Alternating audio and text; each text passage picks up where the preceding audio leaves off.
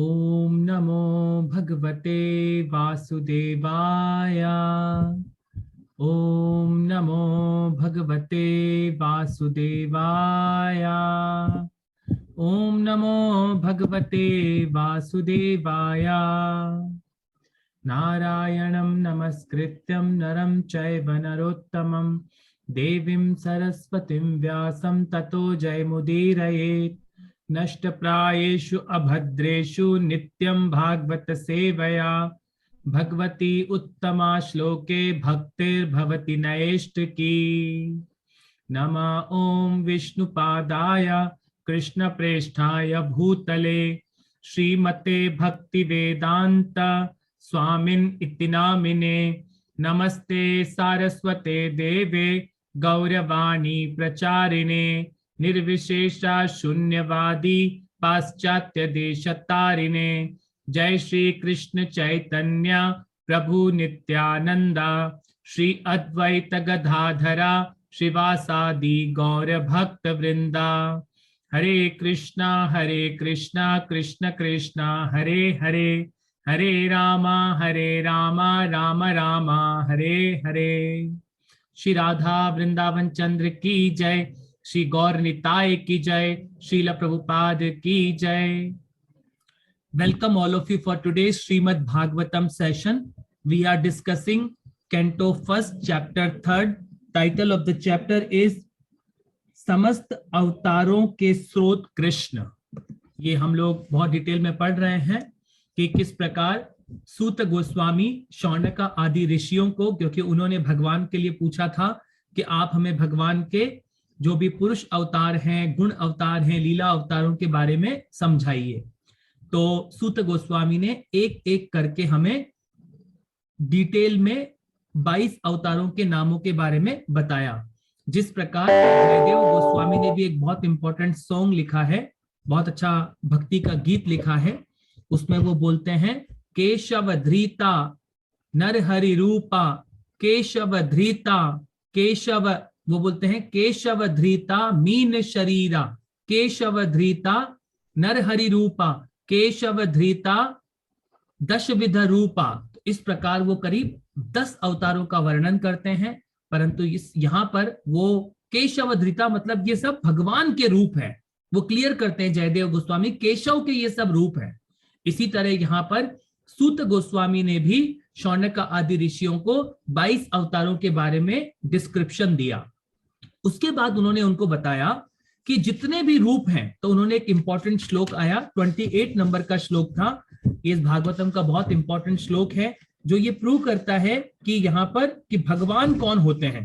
तो उन्होंने क्लियर किया यहाँ पर 28 नंबर के श्लोक में, एते च अंशा कला पुंसा कृष्णस्तु भगवान स्वयं इंद्रियारि व्याकुलम लोके मृदयंती युगे युगे।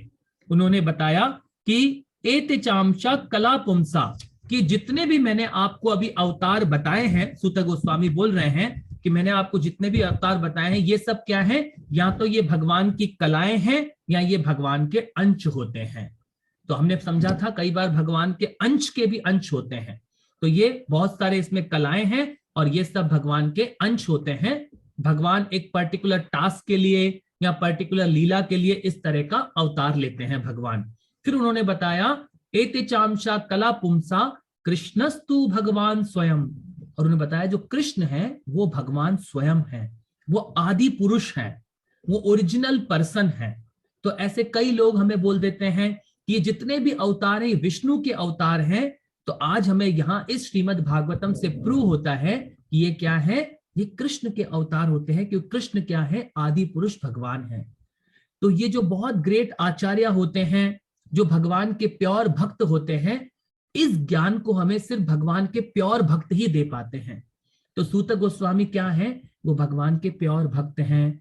सुखदेव गोस्वामी हैं, वेदव्यास जी हैं, ब्रह्मा हैं और श्रीला प्रभुपाद जी हैं। ये सब भगवान के क्या होते हैं, प्योर डिवोटीज होते हैं। ये प्योर डिवोटीज भगवान की हमें क्या देते हैं, बहुत गुड इंफॉर्मेशन देते हैं। जैसे कि मान लीजिए आपको सोना खरीदना है मार्केट से, मगर आपको सोने के बारे में कोई जानकारी नहीं है, आपको मान लीजिए कुछ नहीं पता होता है कि सोना कैसा दिखता है, तो आप क्या करेंगे, कई बार जाके लोहे की दुकान से लोहा उठा लाएंगे, कभी जाएंगे तो चांदी को सोना समझ के ले आएंगे, अगर आपको नॉलेज नहीं है बिल्कुल भी, तो आपको ये भी नहीं मालूम सोना कैसा होता है, दिखता कैसा है। तो इसी प्रकार से इस दुनिया में ऐसे बहुत सारे लोग हैं जो भगवान को क्या करते हैं, कुछ भी समझ बैठते हैं अपने माइंड से, क्योंकि उनको नॉलेज नहीं है। तो ये श्रीमद् भागवतम हमें क्या देता है, ये भगवान के बारे में हमें ज्ञान देता है कि भगवान क्या है। तो ये हमें सिर्फ प्योर भक्तों से, प्योर भक्ति से ही पता लग पाता है कि भगवान कौन है। तो यहाँ पे सूत गोस्वामी समझा रहे हैं, एते चांशा कला पुंसा कृष्णस्तु भगवान स्वयं इंद्रियारि व्याकुलम लोके मृदयंती युगे युगे। अब भगवान किस पर्पस के लिए आते हैं, यहाँ पे लिखा, लेकिन श्री कृष्ण तो आदि पूर्ण पुरुषोत्तम भगवान हैं, वे सब विभिन्न लोकों में नास्तिकों द्वारा उपद्रव किए जाने पर प्रकट होते हैं। भगवान आस्तिकों की रक्षा करने के लिए अवतरित होते हैं। तो जो आस्तिक होते हैं, जो भगवान में फेथ करते हैं, भगवान उनकी रक्षा के लिए बार बार अवतरित होते हैं। तो हमने इस प्रकार कल डिटेल में हम लोगों ने, फिर यहाँ पर श्लोक नंबर 33 या 34 तक हमने कल पढ़ लिया था। तो हम चेक कर लेते हैं यहाँ पर। हाँ, हमने कल श्लोक नंबर 33 तक पढ़ लिया था, जो कि था, जब कभी मनुष्य आत्म साक्षात्कार द्वारा यह अनुभव करता है कि एक स्थूल तथा सूक्ष्म दोनों शरीरों का शुद्ध आत्मा से कोई सरोकार नहीं, उस समय वह अपना तथा साथ ही साथ भगवान का वर्णन करता है। तो हमने ये भी समझ लिया था कि किस प्रकार भगवान यहाँ पे क्या बताना चाह रहे हैं। जब कभी मनुष्य आत्म साक्षात्कार द्वारा यह अनुभव करता है कि सूक्ष्म तथा स्थूल तथा सूक्ष्म दोनों शरीरों का शुद्ध आत्मा से कोई सरोकार नहीं है, तो जो आत्मा है वो इस शरीर से टोटली डिफरेंट है। आत्मा इन भौतिक तत्वों से नहीं बनी हुई है। तो अभी मैं करीब नेक्स्ट वीक एक घर में कहीं गया था प्रचार करने के लिए, तो हम लोग कीर्तन कर रहे थे, उनमें से उनके एक भाई ने बोल दिया, क्योंकि क्या है, हम लोग अल्टीमेटली हम सभी भगवान के एनवियस होते हैं। तो उन्होंने क्या आर्ग्यूमेंट किया कि नहीं, साइंटिस्टों ने तो गॉड पार्टिकल को ढूंढ लिया है, गॉड पार्टिकल मिल गया है और उन्हें लेबोरेटरी में रख दिया गया है। अगर इस दुनिया में कुछ भी किसी को मिला है तो वो भौतिक तत्व हो गया। तो यहाँ पे भगवान क्या बता रहे हैं कि भगवान जो है वो भौतिक तत्व नहीं है, वो ये मिट्टी के जैसे तत्व नहीं है। भगवान स्पिरिचुअल है, वो सतचित आनंद है।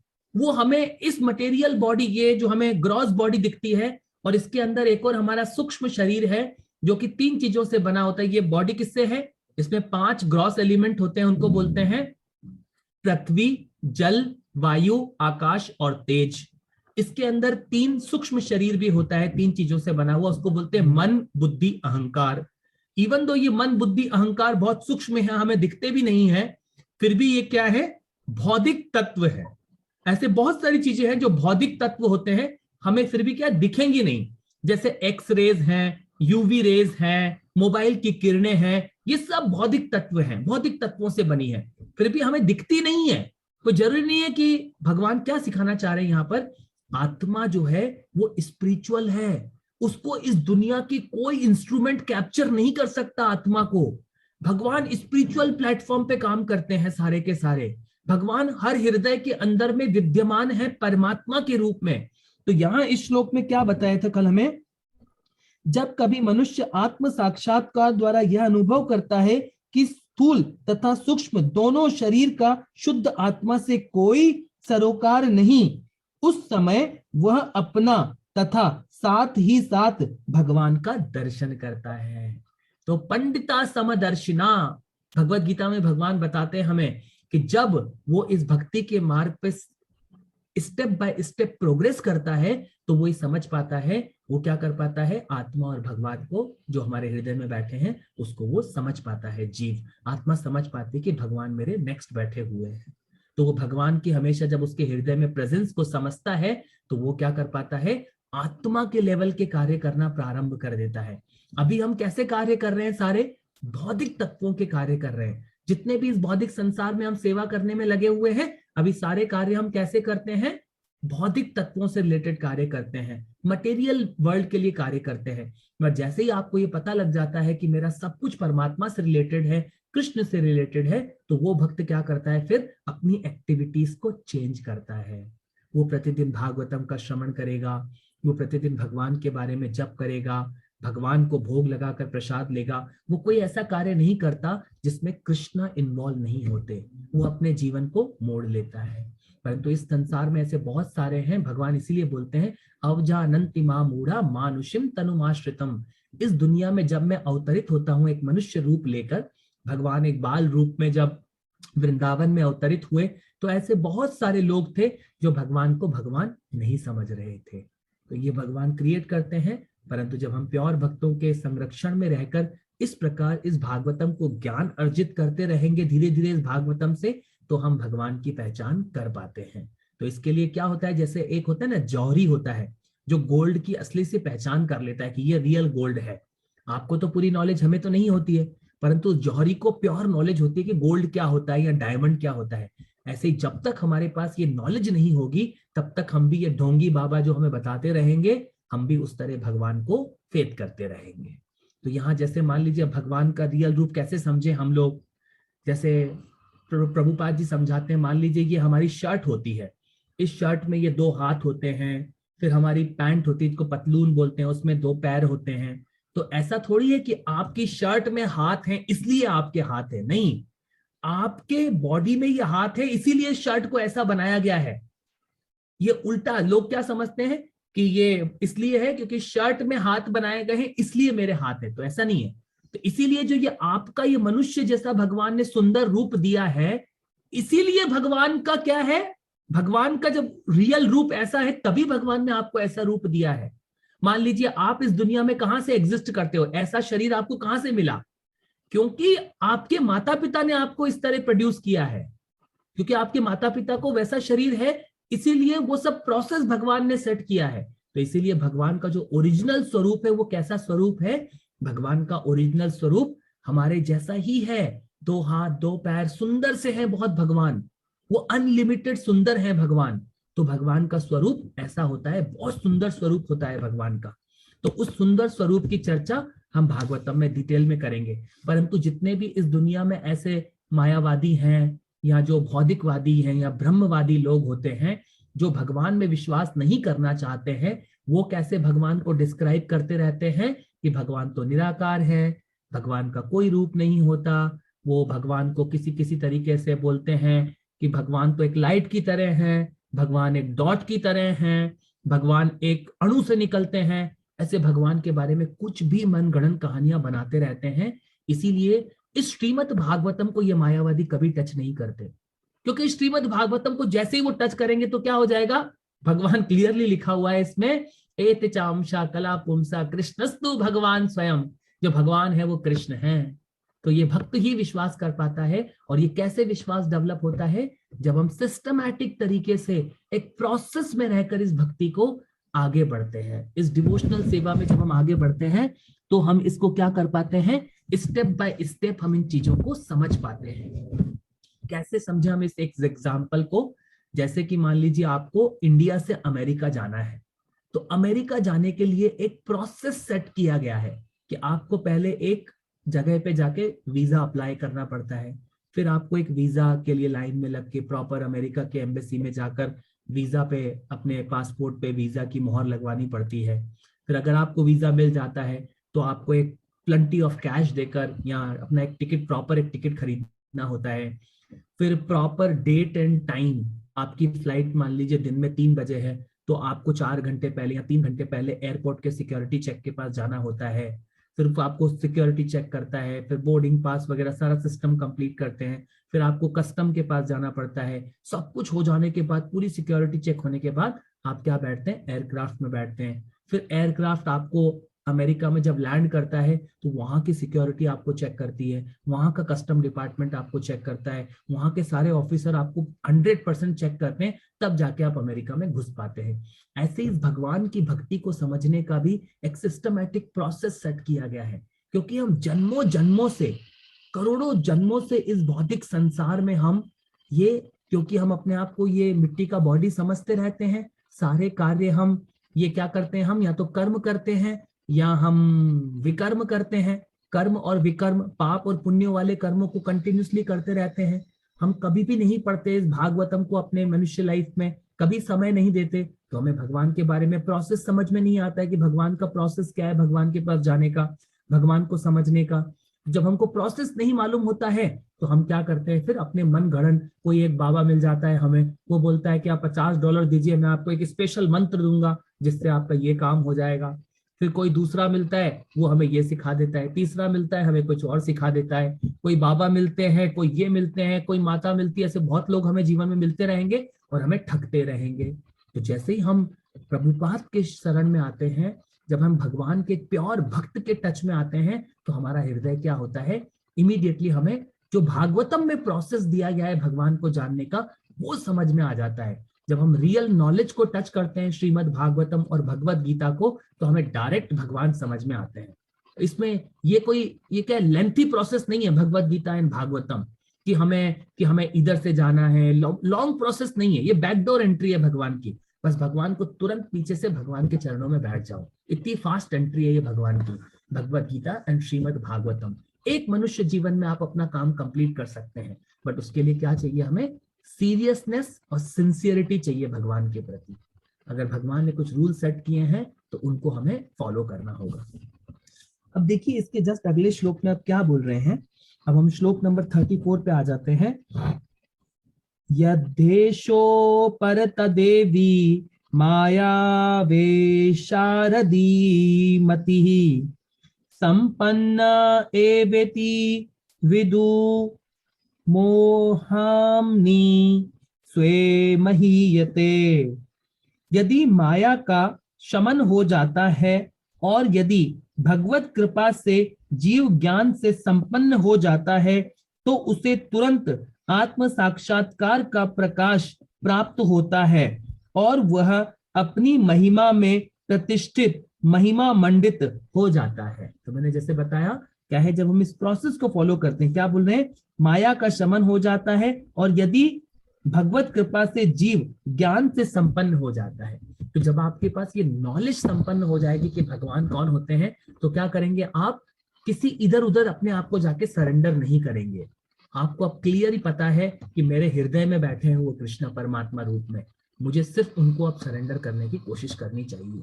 तो जब हमारे पास ज्ञान आ जाएगा तो हम इस माया के वश से निकल पाएंगे। नहीं तो ये माया का जाल कैसा है, बहुत कठिन जाल है। इसके लिए हमें एक पावरफुल व्यक्ति चाहिए जो हमें इस माया से निकाल दे। उसके लिए हमें गुरु एंड कृष्ण को सरेंडर करना पड़ता है। आगे क्या बोल रहे हैं देखिए, अगले श्लोक पे आइए, श्लोक नंबर 35। एवं जन्मानि कर्माणि ह्यकुर्तरजन्मस्य च वर्णन्ति रस कवयो यद गुह्यन्ति हितपतेः। इस प्रकार विद्वान पुरुष उस अजन्मा तथा अकर्ता के, उस अजन्मा जो अजन्मा है तथा अकर्ता जो कोई कार्य नहीं करता, अजन्मा तथा अकर्ता के जन्मों तथा कार्यों का वर्णन करते हैं, जो वैदिक साहित्य के लिए भी ज्ञेय नहीं है, वे हृदयेश है। तो यहाँ क्या बता रहे, बहुत इंपॉर्टेंट बात बताई है इस श्लोक में कि आप वैदिक साहित्यों से भी, पूरे वेदों को पढ़ के भी क्या है, भगवान को नहीं समझ पाता है कोई। भगवान को समझने के लिए हमें भगवान का एक प्योर भक्त चाहिए होता है, जो हमारे हृदय में इस नॉलेज को इंजेक्ट करता है। तो प्रभुपाद जी जैसे, ये वेद तो सबके पास अवेलेबल है, सब कुछ है, पर भगवान को कैप्चर कैसे कर सकते हैं हम, जब हम एक प्योर भक्त के संरक्षण में रह के इस डिवोशनल सर्विस को प्राप्त करते हैं। इस बहुत अच्छा एग्जाम्पल समझा था हमने। नारद मुनि ने क्या किया अपने जीवन में, नारद मुनि ने कुछ वैष्णवों की, जो उनके घर पे ग्रेट वैष्णव आए थे, जब वो मेड सर्वेंट के पुत्र थे, उन्होंने ग्रेट वैष्णवों की थोड़ी सेवा कर ली थी और उनके साथ बैठ के उनका उच्चिष्ट भोजन प्राप्त कर लिया था, जूठा भोजन, और उनकी सेवा कर ली थी। तो उनसे क्या हो गया, भगवान ने उनको ब्लेस कर लिया। तो ये जो होते हैं, ये क्या होते हैं, महापुरुष रजो अभिषेकम। जो महापुरुष होते हैं, भगवान के ग्रेट पर्सनालिटी होते हैं, उनको तो भगवान बोलते हैं कि इनके चरणों की धूल तो मैं भी लगाता हूँ। तो इतने ग्रेट होते हैं ये भगवान के प्योर भक्त, क्योंकि भगवान भी इनके अधीन होते हैं, भगवान के प्योर भक्तों के। तो हमें क्या करना चाहिए, हमारे जीवन में हमें प्रभुपाद जी जैसे ग्रेट प्योर भक्त मिल चुके हैं अब, तो हमें क्या करना चाहिए, सिस्टमैटिक तरीके से जैसे हमें श्रीला प्रभुपाद ने इस भक्ति को समझने का रास्ता सिखाया है, उसको हमें क्या है इस जीवन में कस के पकड़ना है। अब अगर आपने ढीला छोड़ दिया तो ये मनुष्य लाइफ भी आपके हाथ से निकल जाएगी, कुछ ही दिनों में निकलने वाली है, याद रखिएगा। तो अभी क्या करना है, हमें इसको कस के पकड़ना है, और जो प्रभुपाद ने हमें ये कृष्ण दे दिए हैं नाम के रूप में, उसको ध्यान पूर्वक जप करने का प्रयास करिए, उससे हम तुरंत आगे बढ़ते चले जाएंगे। अब क्या बोल रहे हैं इसी श्लोक में, इस प्रकार विद्वान पुरुष उस अजन्मा तथा अकर्ता के जन्मों तथा कर्मों का वर्णन करते हैं जो वैदिक साहित्य के लिए भी ज्ञेय नहीं है। तो जो भगवान के प्योर भक्त क्या होते हैं, वो भगवान के बारे में असली नॉलेज रखते हैं। वो क्या बोल रहे हैं, वो हृदयेश हैं, जो भगवान क्या करते हैं हमारे हृदय में हमेशा बसते हैं। आगे क्या बोल रहे हैं, अब हम लोग श्लोक नंबर 36 पे आ जाते हैं। सवा इदम विश्वम अमोघ लीला सृजत्या वत्यति न सज्जते अस्मिन् भूतेषु चान्तहिर्ह आत्मतंत्र शांगा वर्गिका जिग्रति षड गुणेश। क्या बोल रहे हैं, जिनके कर्म सदैव निष्कलुष होते हैं वे भगवान 6 इंद्रियों के स्वामी हैं और 6 ही ऐश्वर्यों के साथ सर्वशक्तिमान हैं। वे दृश्य ब्रह्मांडों की सृष्टि करते हैं, उनका पालन करते हैं और रच मात्र भी प्रभावित हुए बिना उनका संहार करते हैं। वे समस्त जीवों के भीतर विद्यमान रहते हैं और सदैव स्वतंत्र रहते हैं। तो यहाँ पे बहुत सारी एक श्लोक बहुत इंपॉर्टेंट बता रहे हैं। अब क्या बोल रहे हैं वो, जिनके कर्म सदैव निष्कलुष होते हैं वे भगवान 6 इंद्रियों के स्वामी हैं और 6 ऐश्वर्यों के साथ सर्वशक्तिमान हैं। तो यहाँ पे भगवान की अब डेफिनेशन बताइए। देखिए, भगवान इस पूरे बॉडी के भी ओनर है, जो बॉडी आपके पास है, और ये जो 6 इंद्रियां भगवान ने आपको दी है इसके भी ओनर है। तो हमारे शास्त्रों में भगवान की क्या है, बहुत सारी डेफिनेशन दी गई है। जैसे ब्रह्मा जी जब भगवान से प्रे करते हैं तो क्या बोलते हैं, ईश्वर परम कृष्णा सच्चिदानंद विग्रहा अनादिर आदिर गोविंदा सर्व कारण कारणम। तो भगवान क्या है, वो परम कंट्रोलर है, भगवान सच्चिदानंद है, भगवान अनादिर आदिर गोविंदा है और सारे कारणों के कारण भी कृष्ण है। ऐसे ही अब यहाँ पे क्या बोल रहे हैं, वो 6 ऐश्वर्य ऐसे हैं जिससे भगवान को क्या किया जाता है, भगवान की डेफिनेशन बता रहे हैं वहां पे कि भगवान की डेफिनेशन क्या होती है। सबसे पहले वहां बताया भगवान की पहली डेफिनेशन होती है ऐश्वर्य। ऐश्वर्य का मतलब ऐसे 6 चीजें होती हैं जिसको आप ऐसे लिख भी सकते हैं। पहला होता है ब्यूटी, जो भगवान की सुंदरता होती है। फिर होती है भगवान का फेम, जो भगवान प्रसिद्ध होते हैं। एक होता है भगवान का जो वेल्थ है, जिसको ऐश्वर्य बोला जाता है, वेल्थ भगवान का धन। और अगला बोला जाता है भगवान की नॉलेज। फिर बोला जाता है भगवान का रिनंसिएशन। और लास्ट बोला जाता है भगवान का स्ट्रेंथ, भगवान की पावर। तो इस तरह ये जो 6 भगवान के ऐश्वर्यों को एक्सप्लेन किया गया है। अगर ये 6 ऐश्वर्य किसी में अनलिमिटेड हो, अनलिमिटेड क्वांटिटी में, that person can be called as Bhagwan. तो यहाँ पे बता रहे हैं वो भगवान जो है इन 6 ऐश्वर्यों को भी भगवान रखते हैं। वो कौन कौन से हैं, सबसे पहला बता रहे हैं भगवान का ऐश्वर्य।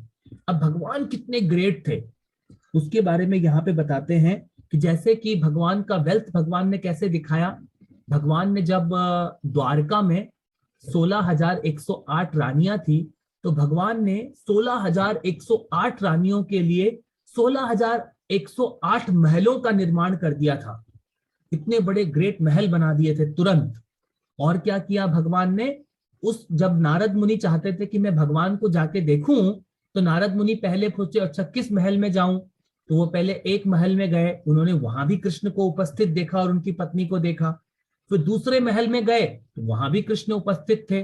तीसरे महल में गए तो वहां भी कृष्ण उपस्थित थे। चौथे महल में गए, वहां भी कृष्ण उपस्थित थे। तो भगवान अपने एक्सपेंड करके अपनी रानियों के साथ हर महल में उपस्थित थे। तो ये सब कार्य कौन कर सकते हैं? सिर्फ भगवान कर सकते हैं। तो ये भगवान का क्या होता है? ऐश्वर्य होता है। इस दुनिया में मान लीजिए कोई भी आदमी बोले कि मैं बहुत रिच आदमी हूँ, वर्ल्ड का बहुत रिच आदमी हूँ, तो मगर क्या होगा? फिर भी अगर वो वर्ल्ड का रिच आदमी भी है तो उसकी वेल्थ कैसी होगी? काउंटेड होगी। उसकी जितना भी धन है वो कोई भी बैंक में काउंटेड होगा। मे बी $50 बिलियन या $100 बिलियन, मे बी $10,000 बिलियन, तो भी वेल्थ क्या है? काउंटेड है। परंतु यहाँ कृष्ण की वेल्थ क्या है? अनलिमिटेड है। तो पहला क्या हो गया? भगवान का ऐश्वर्य क्या बताते हैं भगवान? वो कैसे हैं? भगवान ऐश्वर्य को रूप दिखाते हैं। यहाँ पर सबसे पहला भगवान ऐश्वर्य दिखाते हैं। दूसरा भगवान यहाँ पे बताना चाहते हैं, भगवान क्या है? वीर्यस्य। वीर्यस्य मतलब जो भगवान की स्ट्रेंथ होती है, जो भगवान की ताकत होती है। इस प्रकार भगवान ने क्या किया? जब भगवान ने गोवर्धन हिल को उठाया, एक उंगली पे भगवान ने गोवर्धन को उठा लिया। इतने सारे ग्रेट राक्षसों को भगवान एक यूं एक हाथ से सबको मार देते हैं। तो भगवान ने क्या है? भगवान की जो ताकत है वो क्या है? भगवान क्योंकि वो सबके हृदयों में बसे रहते हैं, तो भगवान सब कुछ जानते हैं। आप जो यहाँ बैठे बैठे कुछ बात भी कर रहे हैं उसको भी भगवान जानते हैं। भगवान हर चीज के ज्ञाता हैं। तो इसीलिए तो भगवान को उनको भगवान बोल रहे हैं हम। तो एक ऑर्डिनरी आदमी को भगवान नहीं बोल सकते ना, इसीलिए उनको भगवान बोला जाता है। तो विव्यस से मतलब वो सबसे ताकतवर भी हैं। अगला भगवान का आता है वैराग्य। अब भगवान ने वैराग्य मतलब रिनंसिएशन जो पार्ट होता है भगवान का, रिनंसिएशन कैसे करके दिखाया भगवान ने? जैसे कि जब भगवान ने रामचंद्र जी का रूप लिया था तो दशरथ जी और उनकी जो एक पत्नी थी कैकई, तो उसने जब बोला दशरथ जी को पहले जिस दिन उनका राज्याभिषेक होने वाला था कि राम इस राज्याभिषेक में राजा नहीं बनेगा, अयोध्या का राजा की गद्दी पे ये नहीं बैठेगा, मेरा पुत्र भरत बैठेगा। तो भगवान राम ने तुरंत छोड़ दिया, यूं भी नहीं पूछा कि क्यों क्या है, कुछ नहीं पूछा, तुरंत छोड़ के चल दिए जंगल में, वनवास के लिए चल दिए। तो क्या होते हैं? भगवान वैराग्य दिखाते हैं, रिनंसिएशन दिखाते हैं। नहीं तो राम चाहते मेरा क्या मतलब है, मेरा राज्य है मैं रखूंगा, पर भगवान क्या करते हैं? ये सब एग्जाम्पल सेट करते हैं लीला करने के लिए। तो इसीलिए भगवान को वैराग्य भी बोला जाता है। जब कृष्ण अपनी लीला कर रहे थे तो भगवान श्री कृष्ण ने जब वृंदावन में भगवान रासलीला में उपस्थित थे, सारी गोपियां उनके साथ थी, तो रातों रात भगवान उस गोपी के डांस में से वहीं से गायब हो गए भगवान। और ये इतने यूनिवर्सों के मालिक हैं भगवान, फिर भी भगवान इनसे दूर रहते हैं। भगवान अपने धाम में भक्तों के साथ एंजॉय करते हैं। तो वो क्या है? भगवान वैराग्य दिखाते हैं कि सबसे बड़ा वैरागी भी कौन हूं? मैं सबसे बड़ा वैरागी हूं। इसके आगे क्या दिखाते हैं भगवान? हमने क्या क्या समझ लिए? हमने भगवान का, अच्छा, चौथा होता है नॉलेज, जो भगवान का ज्ञान होता है। जितने भी ये वेद पुराण जितने भी लिटरेचर हम पढ़ते हैं, भगवान ने सिर्फ एक वर्ड बोल के ब्रह्मा जी के हृदय में डाल दिए थे। सारे ज्ञान को भगवान 1 मिनट में ब्रह्मा जी के हृदय में सारा का सारा नॉलेज ट्रांसफर कर देते हैं। तो क्या है? सारे ज्ञान के भंडार भी कौन है? भगवान है। तो यहाँ पे हमने क्या क्या समझ लिया आज? सबसे पहला हमने समझा नॉलेज, फिर हमने समझा स्ट्रेंथ, पावर भगवान की, नॉलेज, स्ट्रेंथ, रिनंसिएशन जिसको वैराग्य बोलते हैं, फिर होता है भगवान का ब्यूटी। ब्यूटी का मतलब होता है जो भगवान की सुंदरता है। कंधर्व कोटि कमली या विशेष शोभम वेणुम कुणंत अरविंद दलाय ताक्षम। जब हम ब्रह्मा जी भगवान से प्रार्थना कर रहे हैं तो ब्रह्म संहिता में भगवान का ग्रेट डिस्क्रिप्शन है, कितने सुंदर हैं भगवान। करोड़ों करोड़ों काम देवता भी भगवान के सामने आके खड़े हो जाते हैं, तो वो सब भी भगवान के सामने फीके पड़ जाते हैं। वो है वो भगवान की सुंदरता, क्योंकि वो आपके हृदय में बैठे हुए हैं। और भगवान सभी को अट्रैक्ट करते हैं, कृष्ण सभी को अट्रैक्ट करते हैं। कोई भी भगवान से, हर आदमी भगवान से अट्रैक्ट होता है, क्योंकि वो क्या है? सर्वशक्तिमान, सबके हृदय में विद्यमान है वो भगवान। हम भी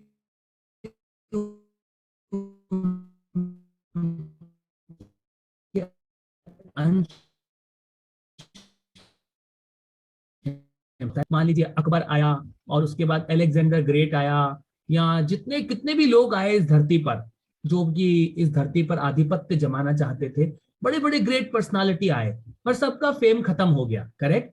मगर ये जो भगवान का फेम है, पूरी दुनिया में लोग राम की और कृष्ण की पूजा करते हैं। पूरे यूनिवर्स में कहीं भी चले जाइए, पूरे ब्रह्मांडों में कहीं भी चले जाइए, भगवान का फेम कभी खत्म नहीं होता। भगवान इतने फेमस हैं कोई भी कार्य करते हैं भगवान, उसके ऊपर भगवान का एक मंदिर बन जाता है। भगवान युद्ध छोड़ के जाते हैं तो रणछोड़ राय का मंदिर बन जाता है। भगवान कोई कुछ चुरा लेते हैं तो शीर चोर गोपीनाथ के नाम से फेमस हो जाते हैं। जो कार्य करते हैं उसमें ही फेमस हो जाते हैं। तो भगवान क्या है, सबसे फेमस व्यक्ति भी भगवान है। तो इस प्रकार ये 6 ऐश्वर्य होते हैं भगवान के। अगर ये 6 ऐश्वर्य किसी में अनलिमिटेड क्वांटिटी में हो तो that person can be called as Bhagwan. तो यहाँ पे हमें ये भगवान के षड ऐश्वर्यों के बारे में इस श्लोक में बोला गया है। क्या बोला गया है? 6 ऐश्वर्यों के साथ सर्वशक्तिमान है और वे दृश्य ब्रह्मांडों को सृष्टि करते हैं, उनका पालन करते हैं और रच मात्र भी प्रभावित हुए बिना उनका संहार करते हैं। वे समस्त जीवों के भीतर विद्यमान हैं और सदैव स्वतंत्र होते हैं। ये भगवान क्या है? हमेशा स्वतंत्र भी है। तो आज हमने यहाँ पर श्लोक नंबर 36 तक कर लिया है। कल हम लोग श्लोक नंबर 37 से प्रारंभ करेंगे। आप सभी भक्तों का बहुत बहुत धन्यवाद।